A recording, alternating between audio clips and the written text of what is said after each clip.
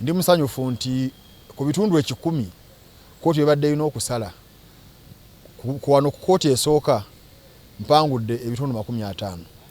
Ntwalina ebibuuzo 6 kkooti byalina okusalawo. Ebibuuzo 3 kkooti ebizzeemu ng'egamba nze mutuufu, ebibuuzo 3 n'egamba siri mutuufu. Naye ng'ekibadde kisinga obukulu kibadde nti waliwo obulimu obadde butambula mu balooya ba wano nti Supreme Court ya Uganda bw'esalawo tebaayo kkooti egiddamu. East African Court ebagambye nti balimba. Abaddewo eŋŋombo nti kkooti ya East Africa terina jurisdiction, terina buyinza buwulira ki musango egyo bagambye tulina obuyinza. Obaddewo n'ekigamba nti esooka sabagiwulira e Kampala n'eggwa Supreme Court n'egisala awo toyinza kugenda mu nsi ya bweru Tanzania n'otwalayo ensonga eyo. Bagambye awo mulimba tulina obuyinza obuwulira ensonga ezo ne batapise bulungi amateeka nnyo agakola ku good governance, enfuga ennungi, obutakozesa fujjo mu byabufuzi.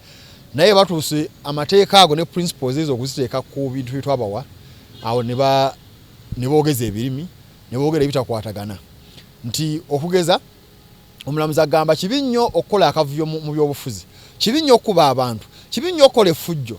Naye n'amaliza nga etteeka lireseewo abantu baayuka omusaayi mu parliament katuyinza kudda simanyi bagayo sasule kosi ngenda kuzijulirako of course ekimu ku byenjulirako naye ebabiteekawo kanga nakuteekawo mbeera ekanga mu bantu kuba omulamuzi oyo tebayinza gamba nti omusango nguwanguddeko ekitundu tyaleza solesere zonna n'ekirala guno omusango sikani atakalya jjajja wange byakazedda nti yaleke Tanzania.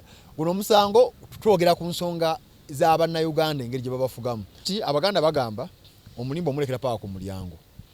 Twanaka olutalo luno kuwakanya bintu bino. Kakati mmanyi nti batapisi bya kiyayi bya bulimba. Kyegi nsonga lwaki ngenda kujulira mu kkooti eddako. Mu Tanzania eriyo kkooti 2 za East Africa. Ekkooti esooka n'ejulirwamu. Tugendagenda mu kkooti eyo tugiwe ensonga zaffe mu nnaku 3 okuva kati. Tugibuulire bulungi lwaki tulowooza nti yali ensobi y'amaanyi nnyo bano bye basaze.